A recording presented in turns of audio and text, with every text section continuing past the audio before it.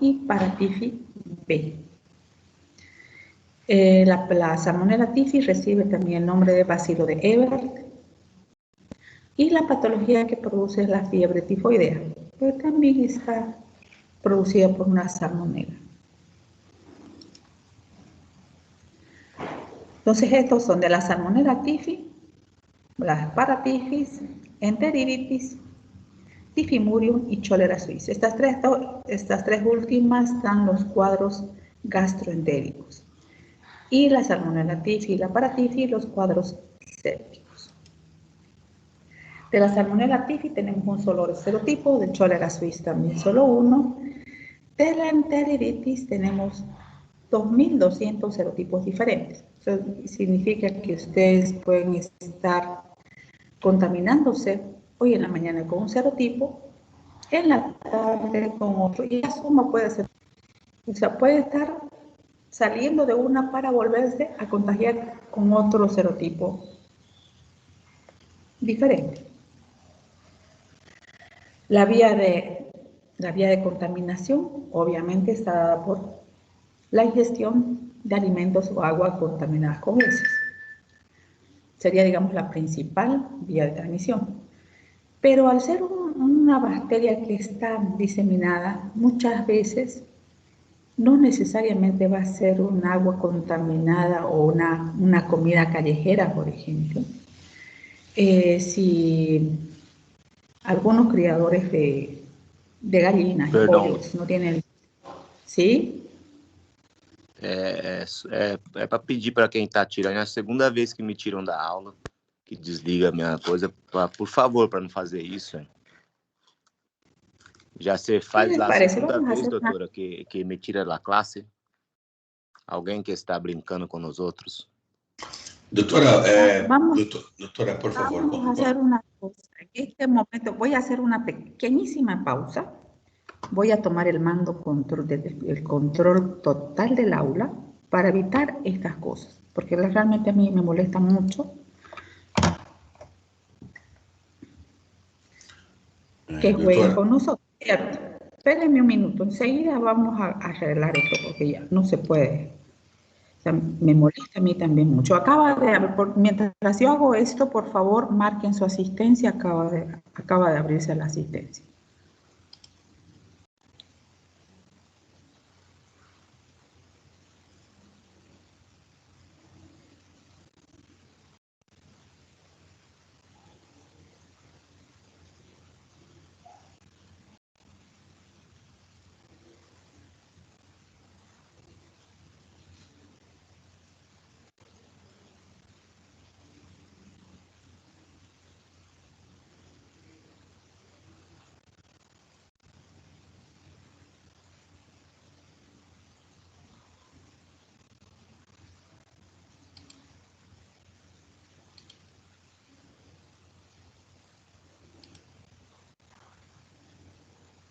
Para mí no aparece la asistencia, doctora.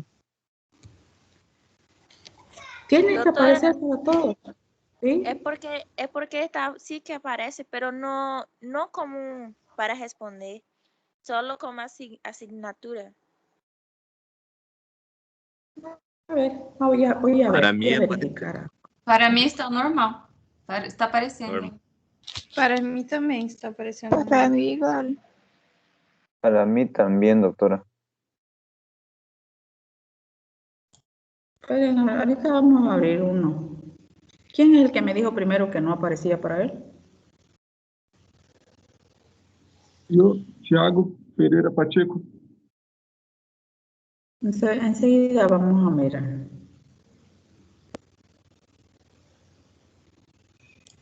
Tiago, é porque você é de outro grupo, não é?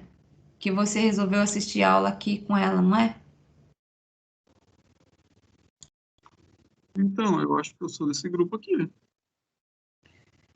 Tiago, aquí me aparece, o sea, apareces, pero no aparece que hubieras visto la tarea. Vuelve a salir de la tarea y vuelve a entrar, porque a veces no se abre inmediatamente para todos y después ya se va apareciendo. Intenta, por favor, sal de la tarea y vuelves a entrar a la misma tarea. Doctora Daisy. Sí. Sí. Bueno, Se sucedeu a mesma coisa com a matéria de farmacologia. Em classe passada, ano passado, com o Dr. Carlos Pinto, umas 3 pessoas estavam sacando as pessoas da classe, pero o Dr. Carlos Pinto foi à universidade, tienes como la TI, la comunicação, as pessoas da faculdade, descobrir quem são as pessoas. E ele tem hecho uma lista, sacou as pessoas e falou, porque tienes como saber quando se saca, tienes como saber quando se desliga alguma coisa, quando se muta. Então, puede procurar en la facultad, tienes una persona lá que sabe puxar o histórico y saber todas las personas que están sacando. Sí, yo puedo hablar con ingenieros para que me diga exactamente quién está haciendo. Y además recordar que somos todos adultos, ¿no? Y no niños, ¿no? Chicos, por favor. Sobre todo eso, ¿no? Porque a la primera que le cerraron el micrófono fue a mí, no me botaron del aula, pero sí me cerraron el micrófono sabiendo que no los estoy viendo. Porque cuando yo pongo en presentación compartiendo la pantalla, mi pantalla se llena de la presentación, entonces no los veo a ustedes. Entonces no, o sea, tenemos que arreglar las cosas. Vamos a continuar ahora. De momento nadie va a poder hacer absolutamente nada más en el futuro. En práctica yo no pongo que yo tenga el control total porque cuando estamos en clase virtual ustedes tienen que tener control, pero actualmente sí, o sea, no hay problema. En teoría no va a volver a haber problema. Doutora, buenos días. Dime. Soy del grupo, pero no me sale también el asigmento para presencia. Nada más lo puse presencia en... Por eso, lo mismo que le dije a Tiago, sal de la tarea y vuelve a ingresar. Si no te aparece mismo, voy a bajar la asistencia de la plataforma. ¿Ya?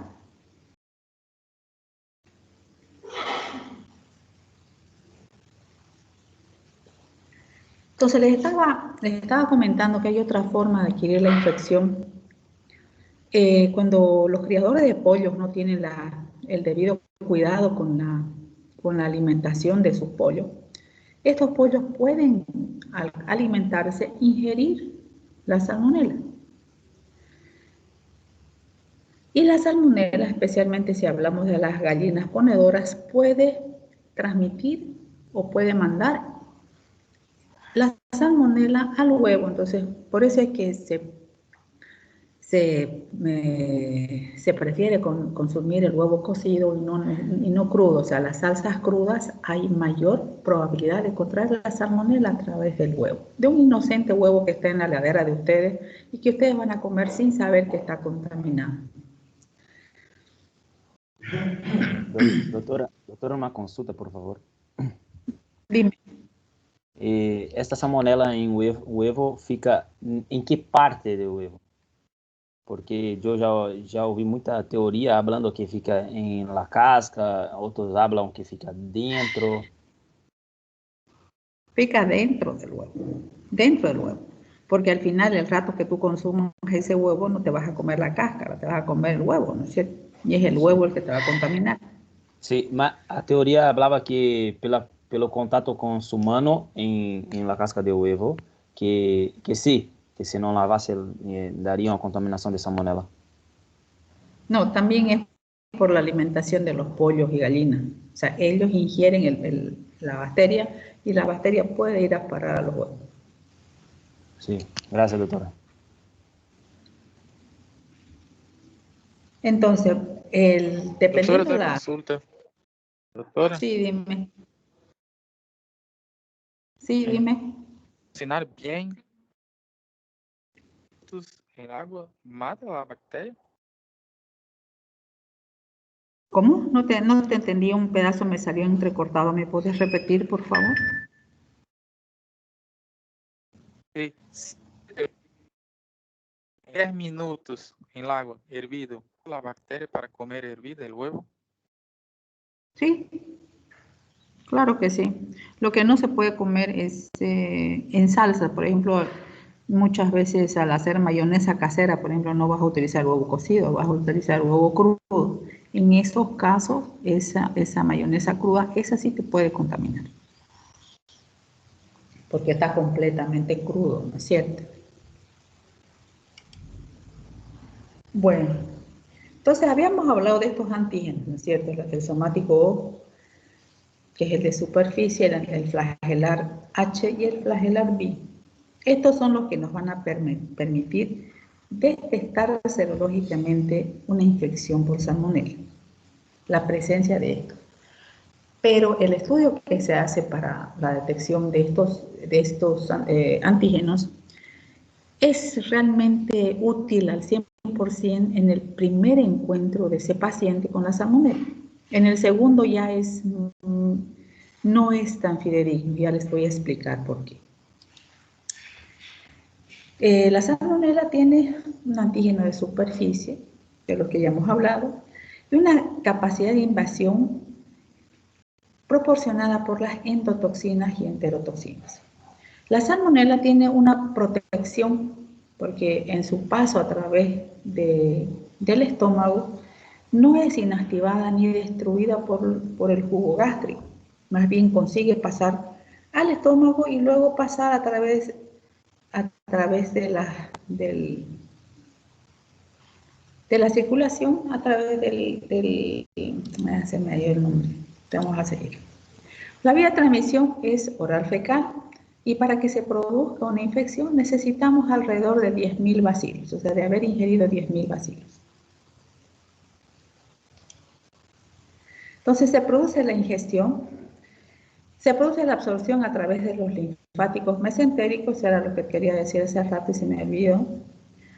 De los linfáticos mesentéricos pasa al conducto torácico, pasa al torrente circulatorio, de ahí a la circulación general, llega al vaso, al riñón, a las placas de Peyer en el ilium, que es el lugar donde se va a sentar para producir patología, y va a ser excretado por su paso a través del riñón, va a ser excretado en las heces y en la orina.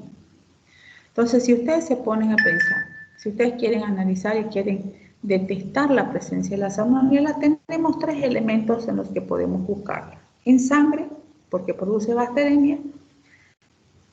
En las heces, porque obviamente es su lugar principal de acción. Y en la orina, porque también daña el riñón. Entonces, en ambos podemos hacer cultivo de cualquiera de esos 3 elementos. De sangre, heces, orina. La transmisión está dada básicamente por las moscas que van a ir a contaminar los alimentos, los manejadores de alimentos y aguas contaminadas. O sea, aquí se dice, por ejemplo, que el lugar principal de ubicación puede ser los puestos de comida callejeros, donde se pone en duda la higiene en la manipulación de los alimentos. ¿Qué podría pasar?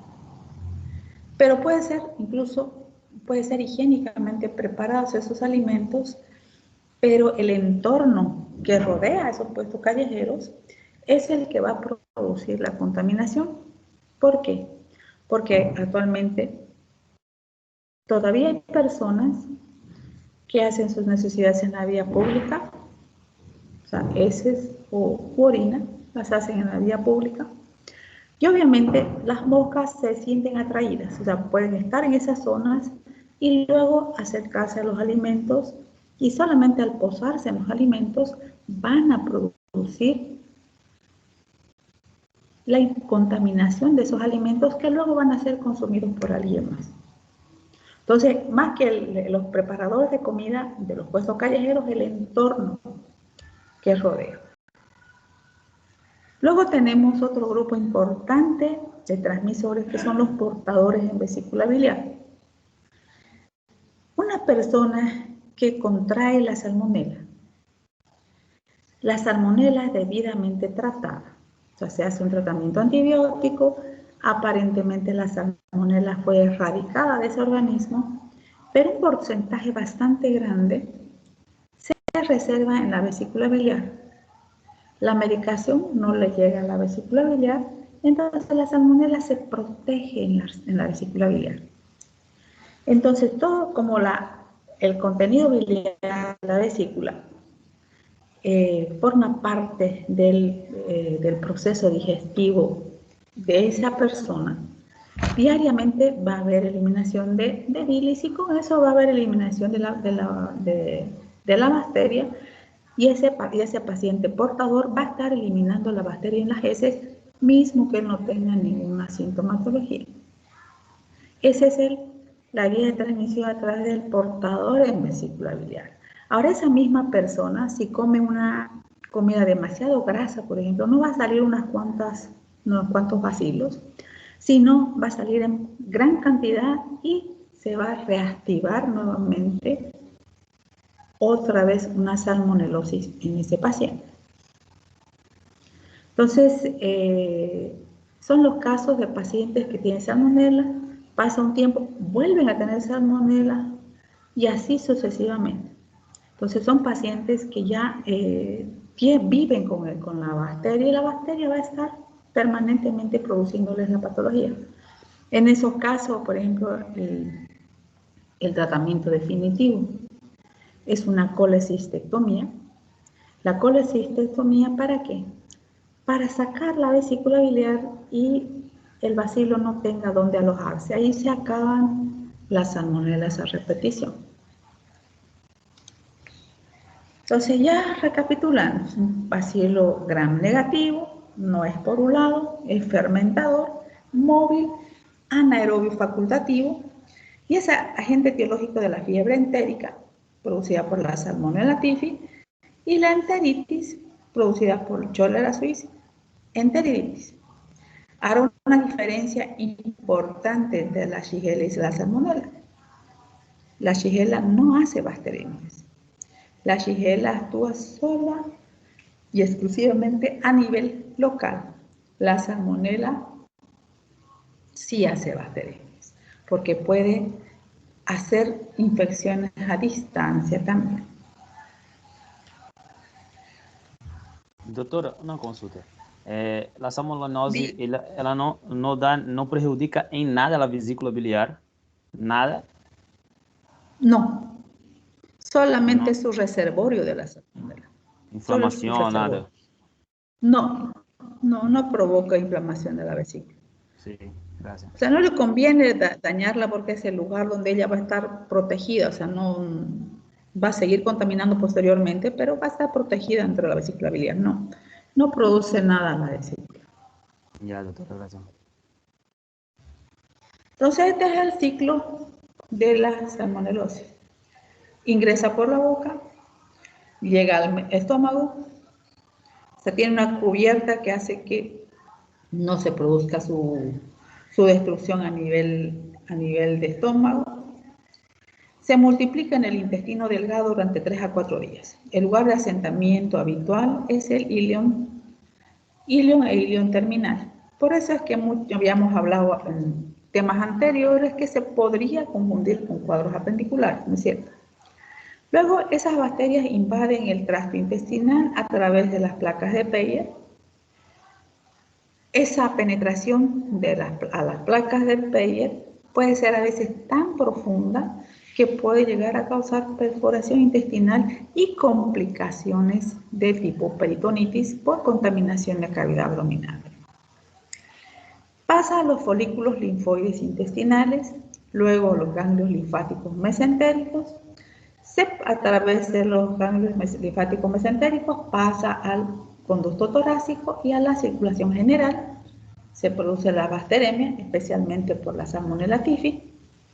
Pasa a las células reticuloendoteliales del hígado, vaso y médula ósea. Y llega a la vesícula biliar, especialmente susceptible a la infección. Y luego se renueva el ciclo, porque es eliminado nuevamente con las heces y el ciclo se va a renovar en una nueva persona. Vamos a hacer un diagnóstico diferencial con otra patología que sí conocemos bastante. Entonces vamos a hablar de la Salmonella y la Shigella. El periodo de incubación de la Salmonella puede ser muy corto y puede llegar hasta 48 horas máximo. Eso quiere decir que ustedes en la mañana, por decirles, van a desayunar, se contaminan con Salmonella y casi al mediodía, a media tarde, ustedes van a estar ya con la primera sintomatología. Ya puede ser diarrea líquida, dolor abdominal, fiebre, así de rápido se presenta. Esa es la primera diferencia. Pues la Shigella necesita de 1 o 2 días, que tenía 48 horas, 2 días, lo mismo. Pero por lo menos un día, o sea, tienen que haber comido algo contaminado con Shigella hoy para que mañana, siendo el ciclo más corto, se produzca la sintomatología. La diarrea es característica, líquida, amarillenta y fétida. En la Shigella es una diarrea con sangre. En la Salmonella el vómito es frecuente. En la Shigella puede estar o puede no estar. Las más de las veces no está. Calor abdominal en ambos casos, fiebre en ambos casos. Pero, ¿cuál es la diferencia de la fiebre? La fiebre en la Salmonella puede llegar hasta 39-40 grados. Y en la Shigella llega un máximo de 38, no sube más. Entonces, como les dije, el descubridor fue el doctor Daniel Elmer Salmón. La Salmonella es un bacilo en forma de bastoncito. Puede causar enfermedad diarreica, que es la que causa patología con mayor frecuencia.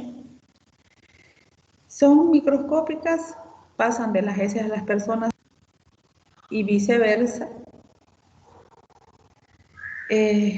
A pesar de que es una bacteria que no resiste mucho a los cambios ambientales, o sea, la luz solar, por ejemplo, el calor del sol, la desecación. Sin embargo, aún a pesar de esa poca resistencia al medio ambiente, es responsable de la mitad de los casos de infecciones de origen alimentario. La sintomatología va a depender de la variedad de la que se trate. Hay personas que no están enfermas, o sea, no se sienten enfermas, pero por eso habíamos hablado que son los portadores que van a eliminar en las heces la salmonella, pero no tienen ninguna sintomatología.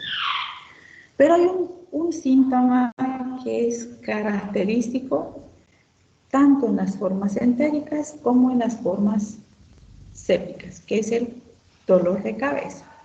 Es un signo constante, cefalea intensa holocraneana. Las náuseas y el vómito son signos constantes en cualquier patología que afecta el tracto gastrointestinal. Y si estamos hablando de una forma gastroentérica, la sintomatología desaparece más o menos en 4 a 7 días, o sea, es autolimitada, ¿no es cierto? Ahora, si hablamos de la forma séptica, ya eso cambia completamente. Las infecciones pueden ser muy graves, pudiendo incluso desencadenar cuadros sépticos. Incluso un shock séptico puede ser producido por la Salmonella typhi. Y como siempre, para todas las infecciones, las edades extremas de la vida son las que mayor riesgo tienen. O sea, niños muy pequeños o personas de la tercera edad. Entonces, estas 3 semanas de enfermedad que vamos a relatarles a continuación son específicamente de la forma séptica. O sea, no es la gastroentérica, sino la forma séptica, donde el paciente aparentemente tiene poca sintomatología al inicio, entonces no hace mucho tratamiento y la enfermedad va progresando hasta que se complica. Entonces tenemos en la primera semana, la temperatura no es tan elevada como habíamos dicho. La temperatura comienza a subir lentamente y hay una disociación esfigmotermométrica. O sea, pues generalmente ustedes saben, por cada grado de temperatura que se eleva, también se eleva la frecuencia cardíaca. En este caso, hay una disociación. O sea, la temperatura asciende y el pulso se queda estable. O sea, no sube al ritmo de la elevación térmica. En esta primera semana, hay signos totalmente generales, comunes a otras, al malestar general, El dolor de cabeza característico, puede presentarse tos, en pocos casos muy raros, hemorragia nasal, y si ustedes hacen un hemograma en esta primera semana, hay un discreto descenso de los glóbulos rojos y un aumento de los glóbulos blancos, que sería lo lógico en un proceso infeccioso. Los glóbulos blancos tienen que subir. Pero ¿qué pasa en la segunda semana?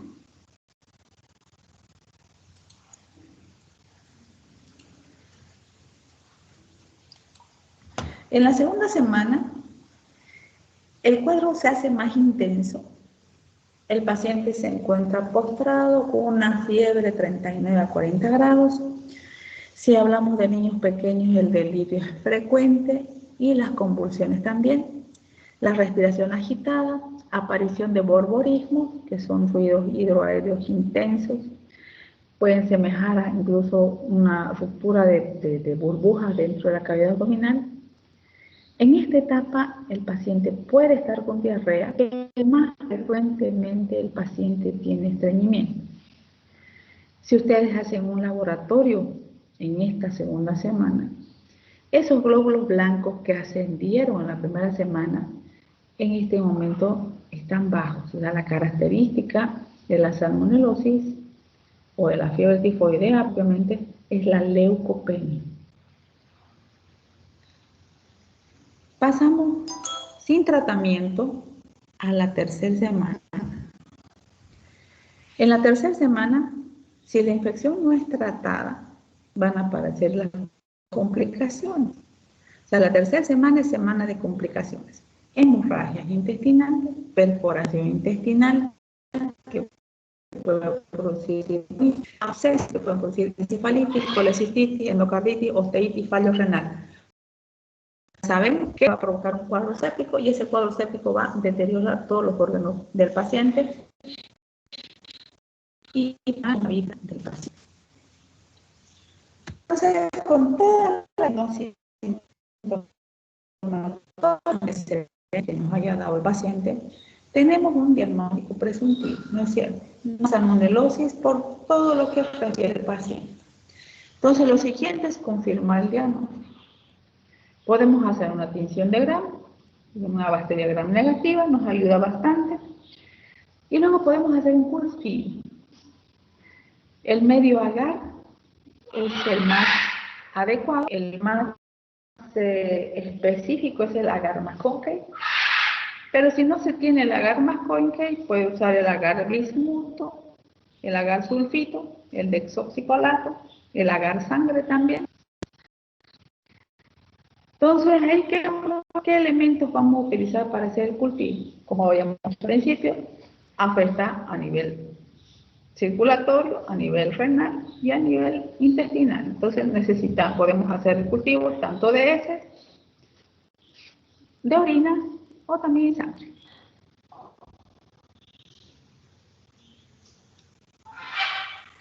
Y podemos hacer esta prueba.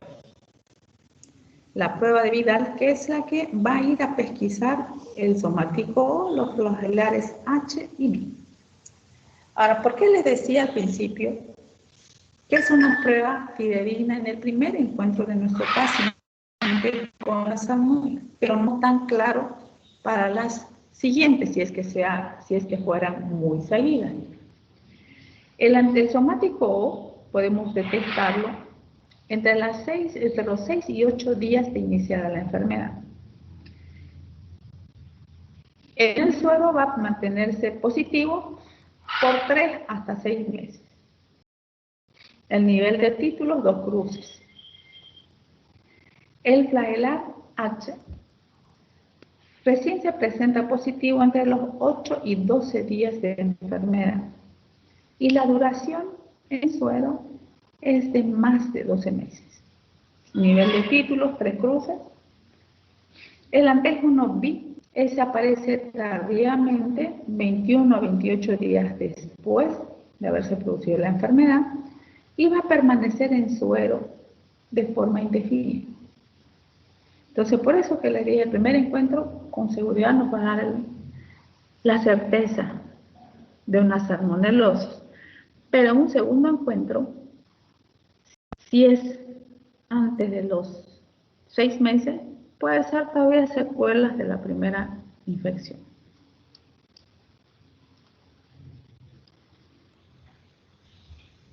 Ahora, para encarar el tratamiento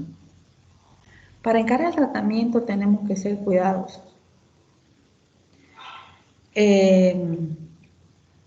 Tenemos que determinar el tipo de tratamiento que tenemos que hacer. Si estamos hablando de una gastroenteritis, lo primero que debemos hacer es la rehidratación, o sea, nivelar a ese paciente, infundirle la cantidad de líquido necesaria para que esté adecuadamente hidratado. Obviamente, con toda la reputación que tiene la salmonela, lo ideal es que si hay una salmonelosis es mejor utilizar antibióticos. Sabemos que puede ser autolimitada, pero también sabemos que se nos puede complicar, ¿no es cierto? Entonces podemos utilizar antibióticos de entrada. Pero en la gastroenteritis, primero atentamos la rehidratación y después comenzamos el antibiótico terapia. Ahora, en la fiebre tifoidea, que las más de las veces les había dicho que se acompaña de estreñimiento, en esos casos sí se debe hacer tratamiento antibiótico. O sea, les voy a indicar el tratamiento que se utilizaba en el pasado, ahora unos casi 20 años atrás. El antibiótico de excelencia o de primera línea para contrarrestar una infección por Salmonella typhi era el cloranfenicol. El cloranfenicol se utilizaba en dosis de 250 miligramos por vía endovenosa cada 6 horas. O sea, era 1 gramo diario. Era altamente efectivo, también altamente tóxico, por eso es que actualmente ya no se utiliza, pero sí se utilizaba. También podemos utilizar actualmente la amoxicilina y el ácido clavulánico, el trimethoprim sulfametoxazol. Obviamente, lo ideal es realizar un cultivo y un antibiograma. Entonces, por ejemplo, si es una gastroenteritis, podemos darnos un tiempo y podemos hacer un cultivo y un antibiograma. Al inicio de la enfermedad, hacemos la rehidratación y mientras esperamos el cultivo, que demora 3 días, ¿no es cierto? Una vez tenemos el resultado del cultivo, se inicia el antibiótico específico. Entonces, el tratamiento es similar al que habíamos utilizado para la shigellosis. Se pueden utilizar las quinolonas, el ciprofloxacino, norfloxacino. Ojo, ustedes ya como habíamos hablado la clase anterior, el ciprofloxacino y el norfloxacino no se utilizan en niños para el crecimiento, entonces no se utilizan en niños. Estas son dosis para adultos, 500 miligramos cada 12 horas durante 5 años, 500 miligramos cada 12 horas por 5 días también. La amoxicilina más el ácido clavulánico, 500 miligramos cada 8 horas por 5 días. Y el cotrimoxazol, 160 de trimethoprim y 800 de sulfametoxazol, también cada 12 horas durante 5 días. Recalco, lo ideal es hacer un cultivo y un antibiograma para utilizar el antibiótico específico para evitar las complicaciones. Bueno, ese es el tema de hoy. Con ustedes había quedado de revisar el examen y se lo voy a devolver prácticamente de inmediato su examen. Espérenme un minuto. Entonces voy a abrir el examen y les voy a comenzar la sesión y ustedes me van a ir contestando.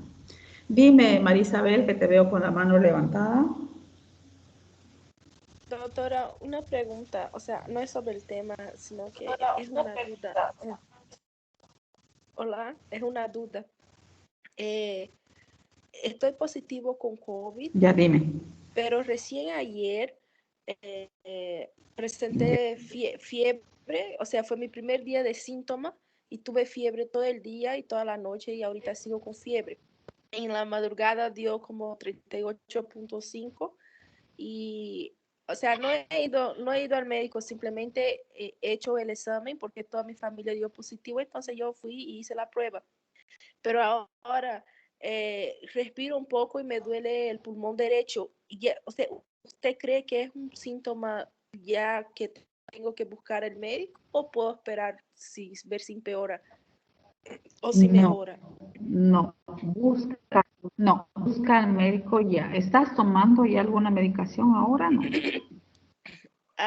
Tomé ivermectina ayer.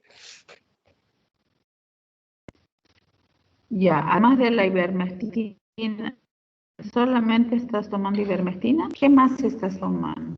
Ivermectina y tomé un paracetamol porque me dolía mucho el cuerpo.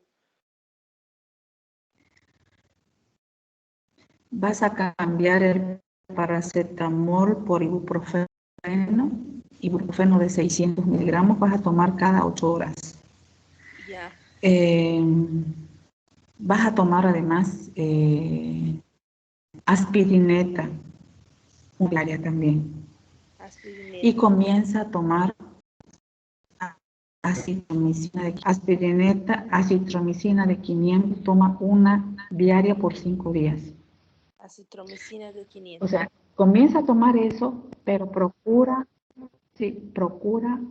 un médico para que te haga un esquema adicional de tratamiento. No esperes más. Procura rápido al médico. Ya, doctora, gracias.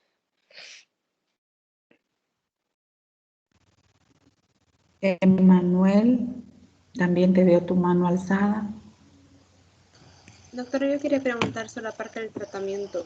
¿Cuáles son los criterios que vamos a usar para saber qué antibiótico vamos a usar? ¿Haciendo el antivirograma?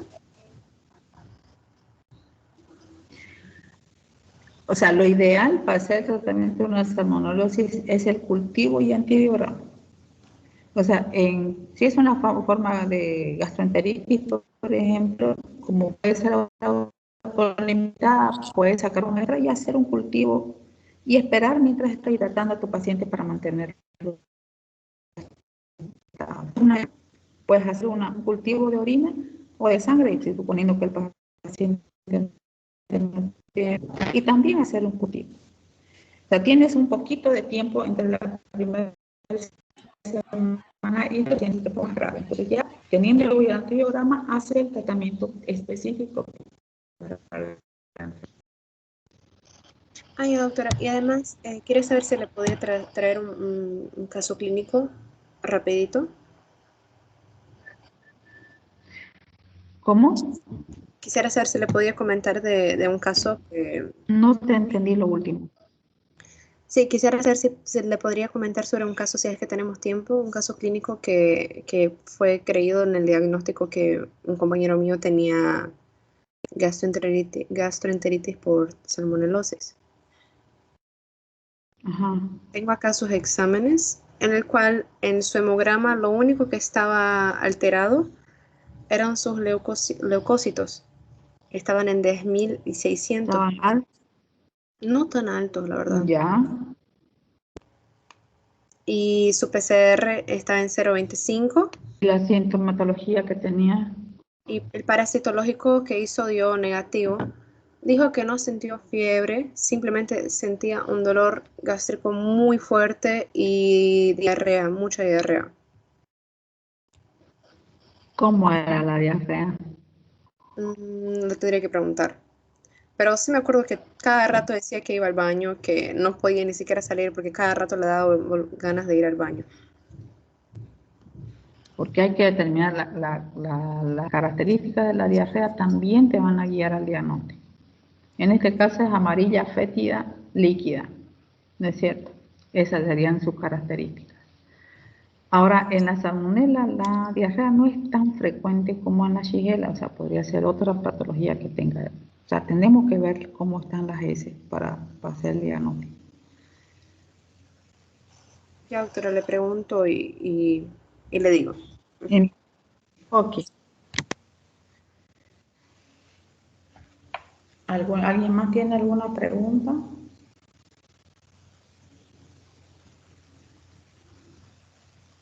Dime, Eloy. Buen día. Yo Sí. una consulta, doctora. Disculpe, sobre la salmonelosis cuando se aloja en la vesícula biliar, ¿hay otro tratamiento aparte de la colecistectomía? El tratamiento definitivo es la colecistectomía, porque tú puedes hacer tratamiento, pero si alguna cantidad de salmonela se reservan en la vesícula, el cuadro se va a repetir otra vez, o la persona va a seguir contaminando a otras personas. Entonces, la única forma de eliminar o erradicar completamente la salmonela, en ese caso, es la colecistectomía. Ya, doctora, gracias. Doctora. Sí, dime, Gelson. Buenos días. Una duda, doctora. Pero si nosotros entramos en contacto con los alimentos o huevos, todo que pueda tener lo vacío, ¿no? De bacterias, la salmonela. Ajá. Pero nosotros si vemos una inmunidad buena, no ter queda de inmunidad, nuestro organismo ya combater y no enfermamos o no? ¿Cómo se sucede? Claro que sí. Claro que sí. O sea, el organismo fabrica los anticuerpos necesarios y puede reaccionar contra la salmonela. Claro que sí.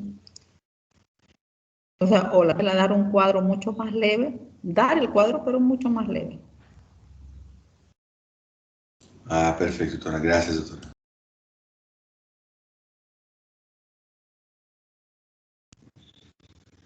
Hola, doctora. Dime, Francisco.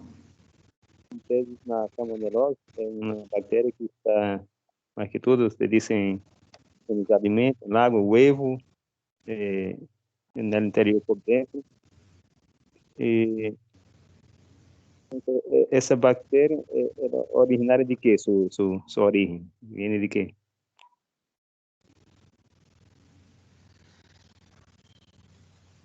Exactamente cuál es el origen, no sé, pero lo que sí sé es que aparece en nuestras vidas a través de alimentos y aguas contaminadas, o sea, personas que realizan sus deposiciones en lugares donde hay sembradío de verduras, por ejemplo, y el riego hace que se contaminen.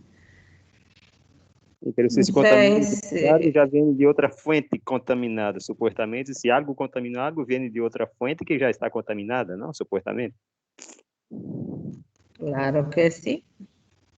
Supónganse, o sea, otro método preventivo, por ejemplo, es evitar la contaminación cruzada que habíamos hablado en la anterior patología, donde no puedes utilizar ni el mismo cuchillo ni la misma tabla para picar carne cruda y verduras que vayas a comer crudas. Entonces, en ambos casos, si la verdura que estás cortando está contaminada, va a contaminar tu carne y a la inversa también, ¿no es cierto? Entonces, evitar esa contaminación cruzada. Pero exactamente dónde aparece es más complicado. Em caso do huevo, é que quero racionar um pouco sobre. Em caso do huevo, que é no interior, como você mesmo disse. Se está contaminado por dentro e vem de uma fonte de contaminação, não poderia entrar dentro do huevo porque está dentro da gallina. Então, se supostamente a gallina lo contaminou o huevo por sua alimentação, é o que quero dizer? Sí, sí. O sea, la gallina se alimenta en lugares no apropiados, ingiere la salmonela y la transmite al huevo. Entonces ya llega que tiene el huevo en sus manos, es lo que produce la enfermedad. Dime, Manuel. Lo traje un poquito más completo. Dijo que sentía muchos dolores y tenía muchos gases y sentía que su estómago estaba como burbujas, lo sentía así todo el día. Sus heces eran marrón, color marrón normal y eran líquidas. Entonces, salmonela, con seguridad. ¿Tiene fiebre muy elevada, dolor de cabeza? No, doctora, no tuvo nada de fiebre. De momento solamente hidratación nada más. Él había ido a consultarse, tanto que se hizo el examen, y su médico había prescrito el norfloxacino, que creo que el tratamiento fue de 2 días o 3 días, 2 días creo que fue, 3 días, 2 o 3 días. Dile que amplíe a 5 mejor. 2 o 3 días es muy poco tiempo, por lo menos 5 días de tratamiento. Ya. Gracias, doctora. Bueno. Doutora, dime. Eu mirei um caso, perto de minha cidade, em Brasil, que o doutor só deu reposição da flora intestinal para paciente e nada mais. E a diarreia continuou ainda por muito tempo. E essa pessoa chegou a um ponto de ir para a UTI, ficar entubada por conta da infecção generalizada. Então, tem que tomar muito cuidado para não passar antibiótico, porque é muito eficaz o tratamento de antibiótico, seja pela proporção que esteja a infecção, não? Sim. Lo mejor es comenzar con antibióticos. Sim. Ele quase perdeu a vida por conta disso. No, es que el problema es que esta bacteria se traslada a través de hace bacteremias, entonces si está a nivel intestinal también penetra profundamente la mucosa, puede causar perforación, peritonitis, entonces es mejor no arriesgarse, ¿no? Sí. Bueno, Victoria. Doctora, mi duda es al respecto del ejemplo que dijo Francisco. En caso de que consumiésemos la carne de la gallina que produce el huevo infectado, ¿también nos podríamos infectar entonces? Es menos probable porque, por ejemplo, la única carne que tú no la vas a consumir medio cocida es la de pollo. O sea, la de pollo tiene que estar bien cocida para consumirla, precisamente por el riesgo de contaminación. O sea, la carne de res obviamente también tiene riesgo de contaminación por parásitos, digamos, pero esa muchas veces se consume medio cocida. La de pollo no se puede consumir medio cocida, tiene que estar bien cocida. Así, si está bien cocida, la probabilidad de transmisión disminuye, o sea, desaparece prácticamente. Sí. Dime, Manuel. Gracias, doctora.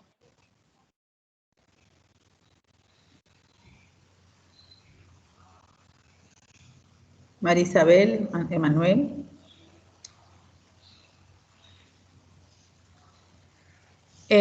Marisabel, ¿sabes qué más vas a tomar? Antigripal, mejor si es el antifludes. Toma antigripal también. Antifludes. Ya, doctora. Bueno, les voy a leer su examen. A ver, vamos a... Hoy mismo les voy a devolver sus exámenes para que ustedes vean los errores que tuvieron en el examen.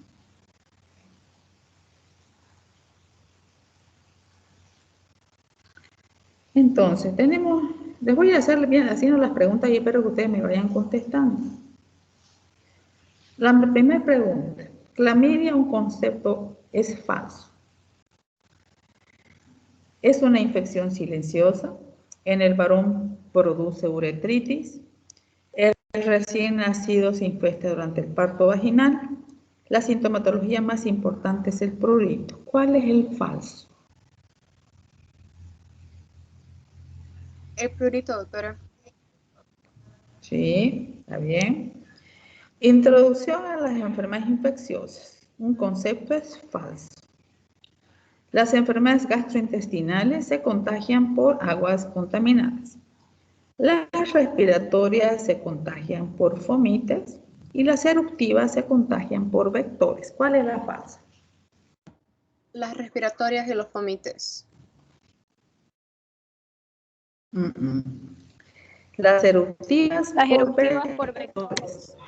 O sea, por decir, el sarampión, la viruela, por ejemplo, la viruela ya no existe, la varicela o la rubiola, es también por vía respiratoria, no es por vectores, ¿no es cierto? Los fomites, por eso en clase siempre hago hincapié, los fomites son todo elemento que está contaminado. Ustedes estornudan y contaminan algo, eso va a ser tomado por alguien más, ese es un fomite.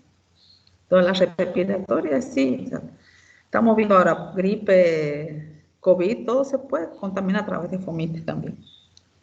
Shock séptico refractario. Un concepto es falso. Requiere el uso de vasopresores para elevar la presión arterial. El llenado capilar está retardado y responde a la administración de líquidos. ¿Cuál es el falso? Está fácil ese. Responde a la administración de líquidos. Ese es el correcto. Apendicitis aguda. Un concepto es verdadero. El dolor se inicia en fosa ilíaca derecha. Cuando está complicada, el dolor es visceral. La localización más frecuente del apéndice es pélvico y la causa principal es la obstrucción. ¿Cuál es el concepto verdadero? La causa principal es la obstrucción. Sí. Difteria faringoamigdalina, un concepto es falso. La adenopatía se presenta en el triángulo anterior del cuello. En la forma faringoamigdalar puede ser necesaria la traqueotomía para mejor oxigenación. La odinofagia es intensa. ¿Cuál es el falso? Doctora, creo que era la de la traqueotomía. Sí, pero si está en las amígdalas no va a producir la hipoxia, entonces no necesita traqueotomía.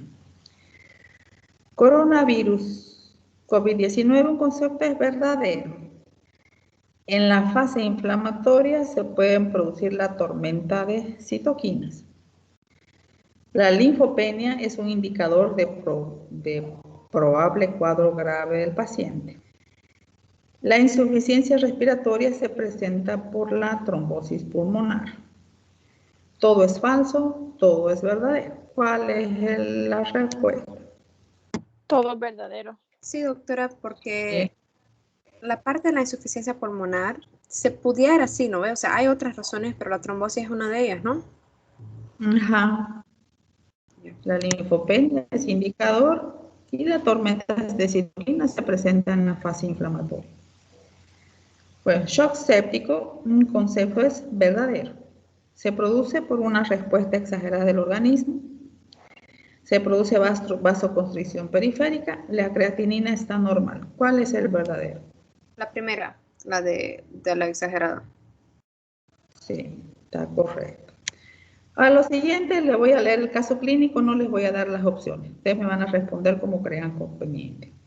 Paciente de 78 años de edad con artritis reumatoide. Acude a consulta con fiebre 38.5, tos seca. Al examen físico, aparato respiratorio, murmullo vesicular ausente en pulmón izquierdo y base de pulmón derecho. La frecuencia cardíaca está en 140 por minuto, la frecuencia respiratoria en 32 y la presión arterial está en 85 por 35 milímetros de mercurio. El laboratorio refiere hematocrito en 59, creatinina 3.5 miligramos por decilitro y 90.000 plaquetas. Y los leucocitos están en 12.000. ¿Cuál es el diagnóstico? ¿Y cuáles son los objetivos del tratamiento? Está en shock séptico por su presión. Su presión está demasiado baja, puede chocar, entonces hay que estabilizarlo. Creo que hay que utilizar Nora, ¿no? Nora, entre otros.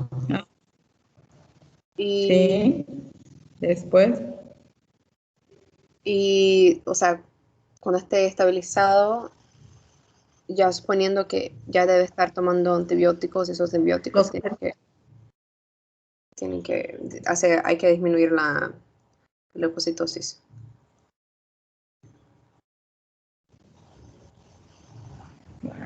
La respuesta es, está bien el shock séptico. Los objetivos del tratamiento, primero, estabilizar hemodinámicamente. Segundo, erradicar foco infeccioso. Y tercero, bajar la respuesta inflamatoria. Todo para evitar que se siga agravando, ¿no es cierto? El otro caso clínico, paciente de 12 años, refiere haber sentido dolor en el epigastrio, habiéndose luego instalado en fosa ilíaca derecha. Se automedicó con antiinflamatorios y analgésicos, habiendo cedido el dolor. Acude ahora a emergencias con dolor en todo el abdomen, fiebre de 38 grados, pálido, sudoroso. Al examen físico encontramos defensa muscular abdominal, refiriendo dolor a la descompresión en flanco izquierdo. ¿Cuál sería el diagnóstico y qué maniobra fue practicada? ¿Qué dicen?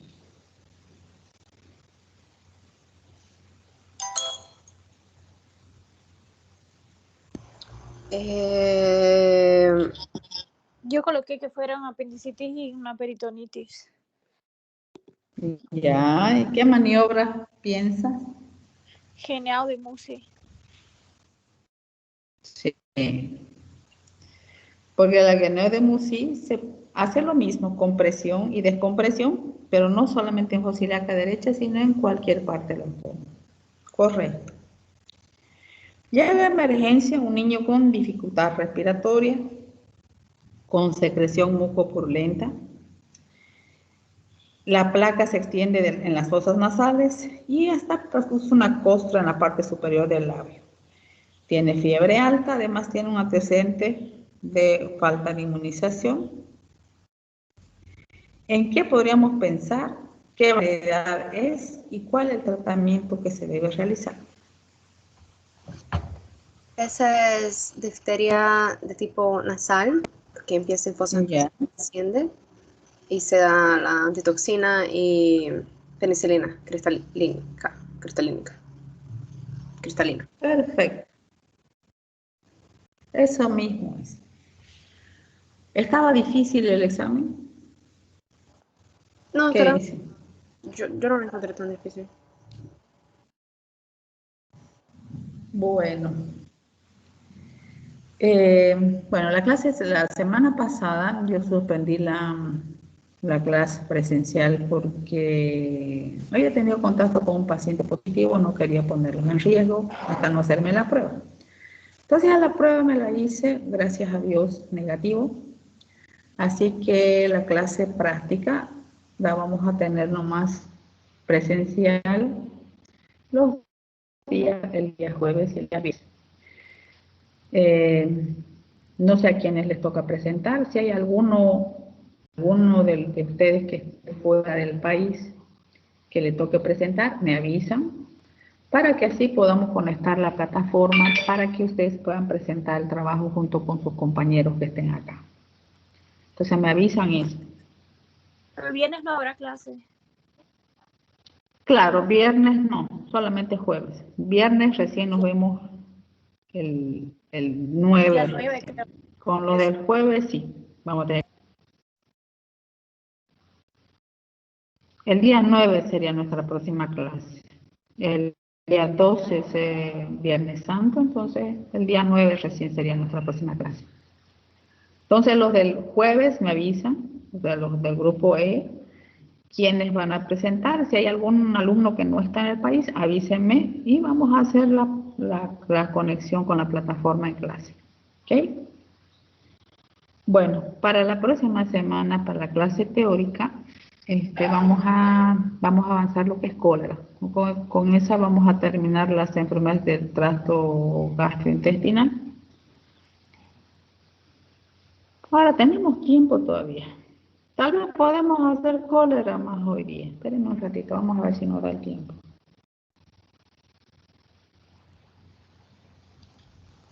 Y así vamos a estar todos nivelados. Vamos a hacer cólera.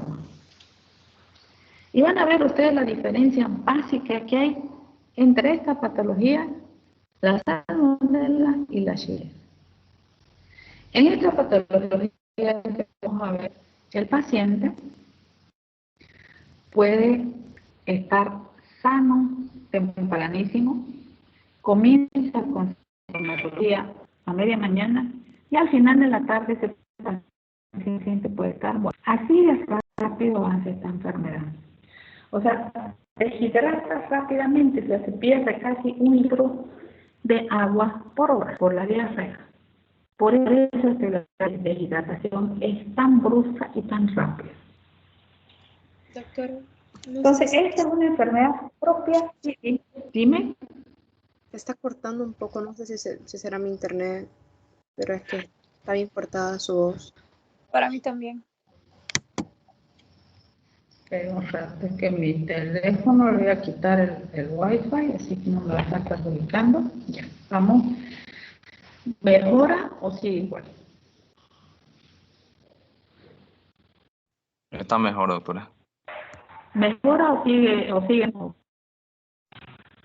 como les decía, es una patología que puede matar rápidamente al paciente, porque produce una deshidratación intensa. El paciente puede morirse en 24 horas. Es una infección que causa principalmente el intestino delgado.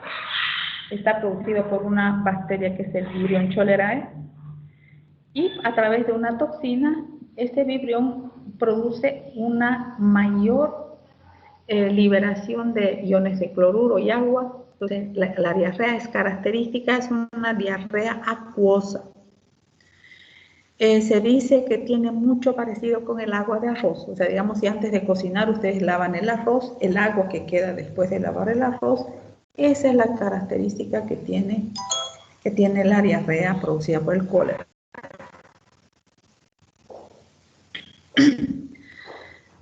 La deshidratación se produce la muerte se produce por deshidratación severa y shock hipovolémico. Obviamente el líquido que el paciente va perdiendo tiene que salir de algún lado, más de las veces sale del intravascular.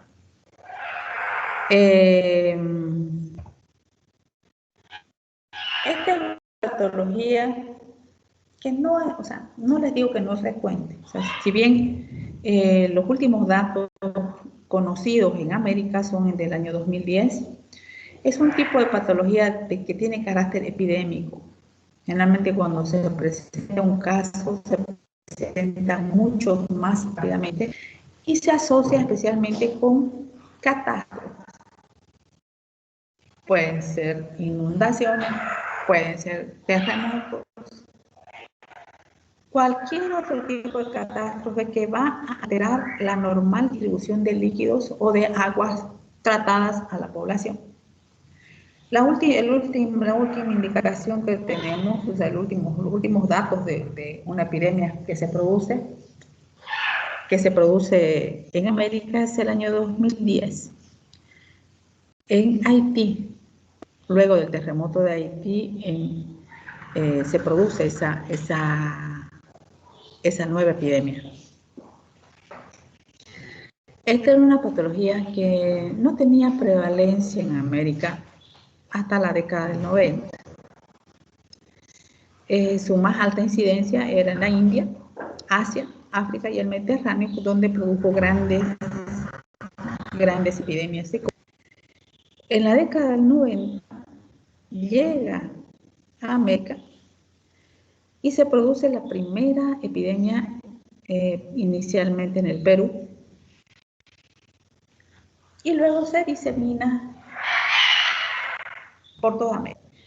La vía de infección es la ingestión de alimentos o agua contaminados con las heces. Incluso estaba circulando un video donde se veía, por ejemplo, donde los lugares donde inicialmente se presentaba la patología son lugares costeros o que están a la vera del río, donde si hay una persona que elimina las heces en la cabecera del río, Esa misma agua en las comunidades siguientes la usan para cocinar, para lavar ropa, para tomar agua, porque no hay agua en esas zonas. Entonces, esta es la vía principal de transición. Chicos, les pregunto, porque me acaba de llegar un mensaje de Manuel que se le cortó para ella. ¿Ustedes me están escuchando? Por favor, contéstenme. Yo escucho. Sí, doctora, escucho. Sí, doctora. Sí, doctora. ¿Se escucha? Entonces, Sí, doctora, está bien. no debe ser solamente para Manuel.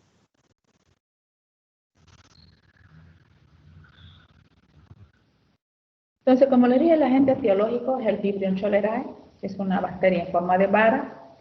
Existen varios serotipos del vibrión, pero el que causa esta patología es el serogrupo 01, con dos biotipos importantes, que es el Vibrio cholerae y el toro.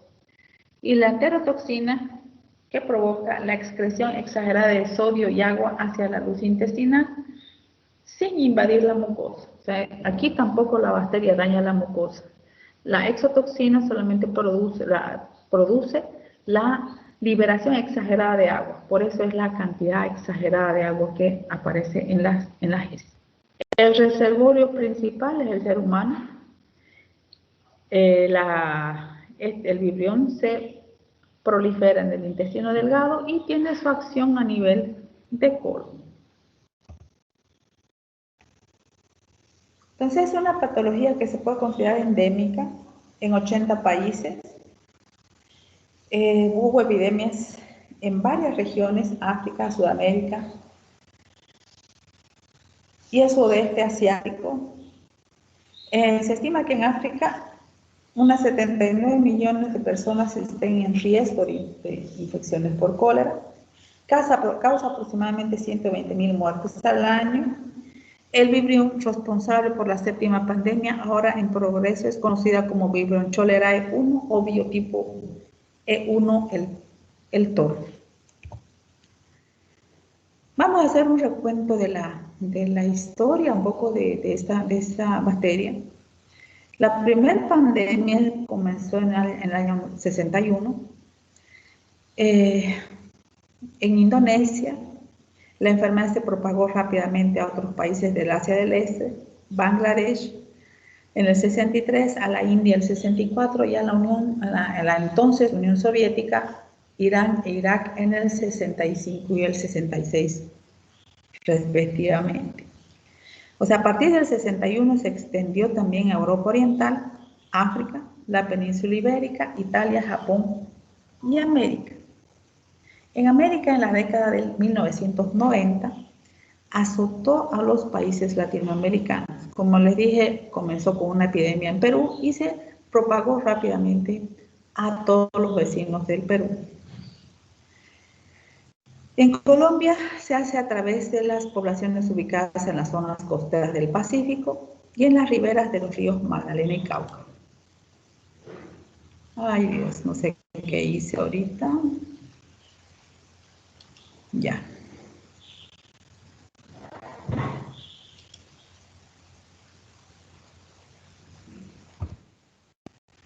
La transmisión, el cólera es esparcido por los alimentos, como les dije, o el agua contaminados, y cuando surge una epidemia, repentinamente es causada por una alteración en el suministro de agua, o sea que se suministra agua contaminada por las situaciones que ya les había explicado antes. Muy rara vez el cólera es transmitida por contacto directo de persona a persona, o sea,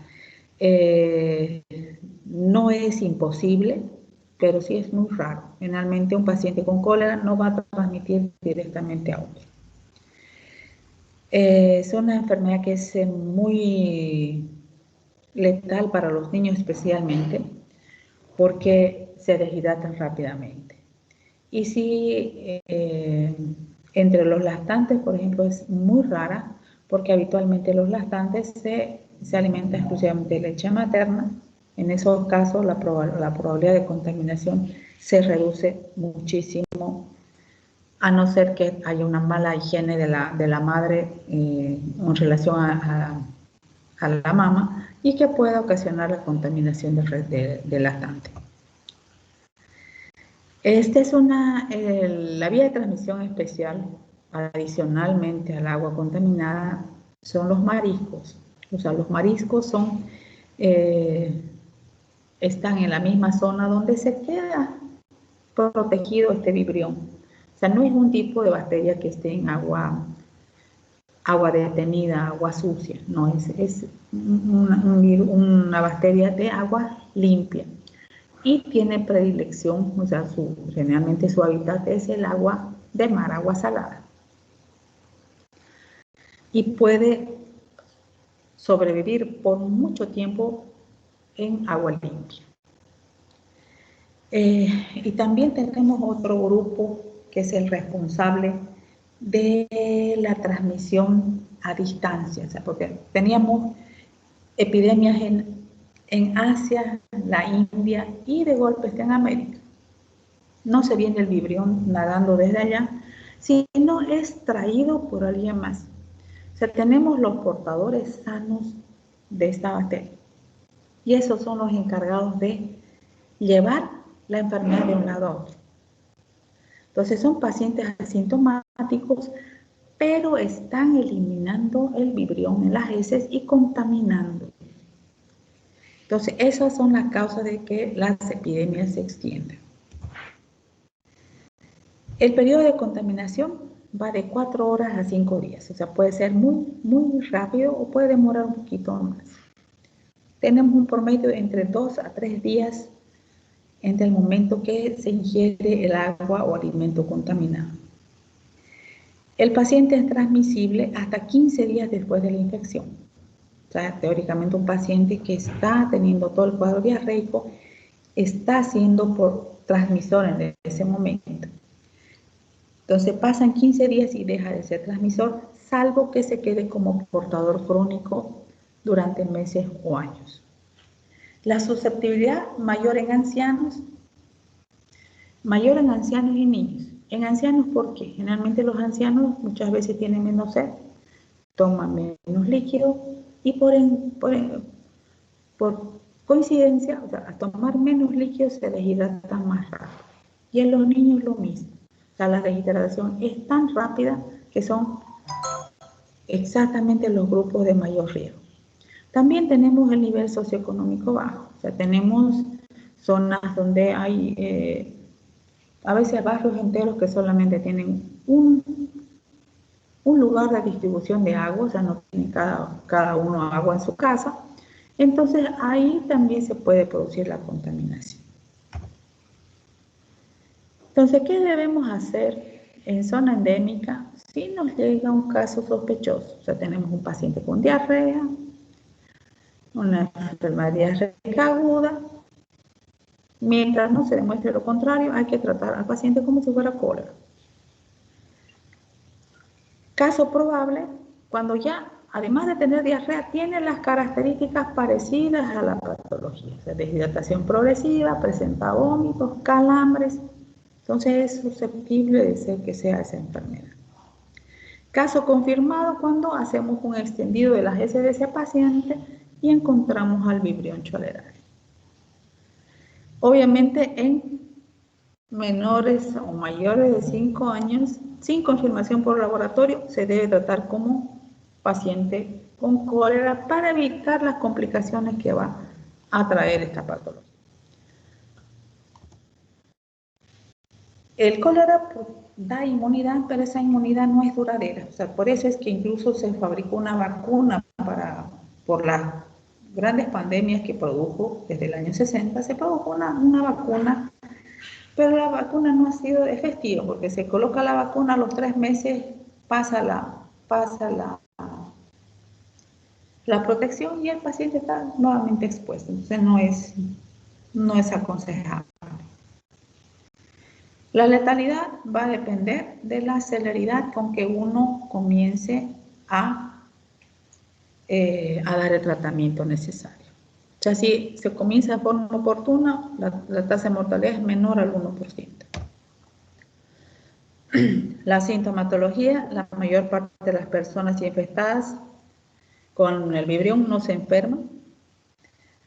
Puede haber diarrea aguda de máxima expresión, deshidratación y vómitos. Los vómitos, por ejemplo, se presentan porque se produce una disminución de la volemia, hay una inadecuada oxigenación en miembros, hay liberación de ácido láctico, o sea, se produce una acidosis metabólica y la acidosis metabólica condiciona la aparición de vómitos. Y con eso la deshidratación se hace más intensa porque no solamente se pierde sodio y potasio, sino se pierde cloro a través de los vómitos. Entonces, si la deshidratación es muy severa, se presentan calambres, hipotensión, oliguria, obviamente disminución del gasto renal, hemoconcentración, o sea, el hematocrito va a estar alto porque hay pérdida de líquido y acidosis metabólica que les había indicado antes que condiciona la aparición de vómitos. Hipopotasemia porque hay disminución del volumen de potasio porque se está perdiendo por las heces, puede generar una insuficiencia renal aguda, puede provocar dolores musculares también por la hipopotasemia.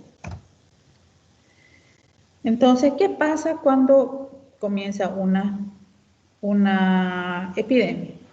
Los pacientes llegan con una deshidratación grave al centro de salud, que podemos evidenciarlo como. Si ven ustedes la imagen, lo estamos viendo, paciente con los ojos hundidos. Si se fijan las manos del paciente de la imagen derecha, por ejemplo, de imagen izquierda, por ejemplo, son la clásica manos de lavandera. ¿Por qué digo manos de lavandera? O sea, si ustedes están mucho tiempo en el agua, los dedos se les comienzan a arrugar, por eso se dice manos de lavandera. Vamos a esperar un poquito. Entonces, ese es uno de los signos y otro signo es el signo del pliegue, que vamos a hacer un pliegue en la piel y ese pliegue, si la paciente está deshidratado, se va a mantener. Y si está adecuadamente hidratado, desaparece. Y estos son algunos parámetros que tenemos que tener en cuenta para valorar el estado de deshidratación. A nivel de los ojos, por ejemplo, sin deshidratación está normal, con algún grado levemente hundidos y deshidratación grave profundamente hundidos. Las lágrimas pueden estar ausentes en una deshidratación grave. La sed ya puede ser incapaz de beber por la presencia de vómitos. El pliegue cutáneo, si hay deshidratación moderada, retrocede en menos de 2 segundos, sino en más de 5 segundos. Ritmo cardíaco, cuando hay una deshidratación grave, al igual que se presenta en un shock, taquicardia y bradicardia en casos graves cuando ya hay una alteración a nivel cardíaco. El pulso puede estar débil, a veces pulso filiforme, o sea, no vamos a sentir en el canal del pulso. Llenado capilar normal sin deshidratación y lento en deshidratación grave. Ya habíamos dicho que el llenado capilar lo vamos a detectar en el pulpejo de los dedos, ¿no es cierto? La diuresis disminuida en casos de deshidratación. Puede incluso llegar a la anuria en algunos casos. Ahora, cuando se produce una epidemia, generalmente la mortalidad se presenta al inicio de la epidemia. Porque toda epidemia va a tomar a todo el sistema de salud de forma desprevenida, no se tiene todavía los elementos necesarios para coordinar y hacer un buen tratamiento, y por eso es que rápidamente aparecen las primeras muertes. Entonces, para evitar eso, tenemos el tratamiento de cólera, que vamos a dividirlo en 3 planes específicos: el plan A, el plan B y el plan C. El plan A es para aquellos que tienen deshidratación leve. En esos casos, el paciente puede rehidratarse por rehidratación oral directamente en su comunidad o en las casas de rehidratación oral, las llamadas UROS que hay en todos los centros de salud.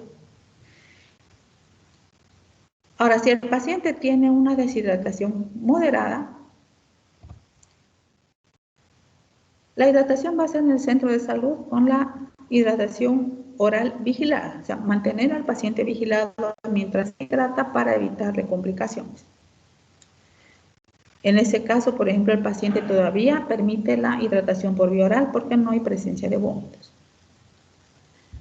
Y por último tenemos el plan C o hidratación en la unidad de cuidados intensivos o en una unidad de tratamiento de cólera, donde el paciente está con vómitos, está inconsciente.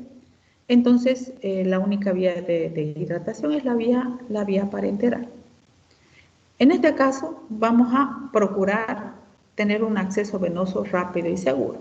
Entonces, vamos a utilizar venas de calibre. Podemos utilizar la vena mediana, por ejemplo. Entonces, utilizamos esa porque es de gran calibre y nos va a permitir introducir gran cantidad de líquido rápidamente. Si hay necesidad, se va a hacer con una aguja gruesa, un trocar puede ser de una aguja número 16, que tenga gran calibre, que nos permita una infusión más rápida de líquido. Ahora, tenemos que saber exactamente cuánto líquido vamos a poner, porque tenemos que evitar pasarnos o sobrehidratar al paciente. Entonces, ¿qué es lo que vamos a hacer? El líquido que vamos a administrar puede ser ringerlastato. Si no consiguiéramos, que sería raro, vamos a buscar el cloruro de sodio al 0,9%. Y tenemos que calcular la cantidad de líquido que vamos a transfundir a cada paciente. Entonces, se calcula en la primera hora 50 ml por kilo, en la segunda hora 25 y en la tercera hora 25. Entonces, haciendo el cálculo para una persona de 60 kilos, en la primera hora 50 por 60, en la primera hora vamos a transfundir 3 litros de agua. En la segunda hora 1,5 litros y en la tercera 1,5 litros. En 3 horas vamos a introducir 6 litros de agua. Obviamente eso es para una persona de 60 kilos. Si la persona tiene un peso inferior o un peso superior, sus necesidades van a ser totalmente diferentes. Entonces, ¿qué es lo que vamos a hacer? Supongamos que nuestro paciente es este pequeño recipiente. Entonces, nuestro paciente nos llega, si ustedes ven la línea verde punteada, es el grado de deshidratación con que llega el paciente.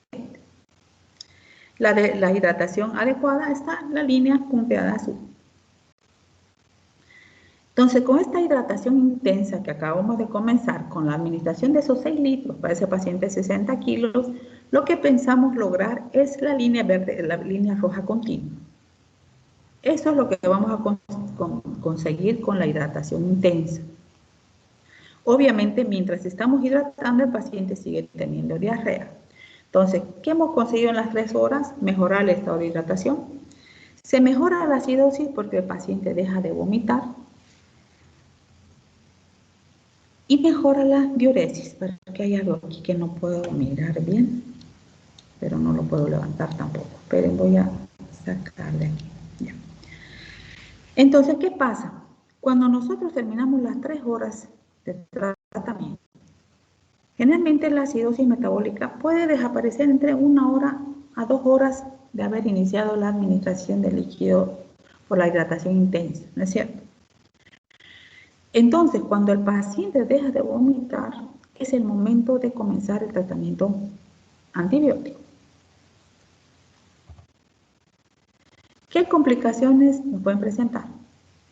Un shock hipovolémico, si la pérdida de líquido continúa, una insuficiencia renal por la misma causa, por una baja del gasto renal, hipopotasemia por la diarrea, porque el paciente está perdiendo sodio y potasio por las heces, la hipoglicemia,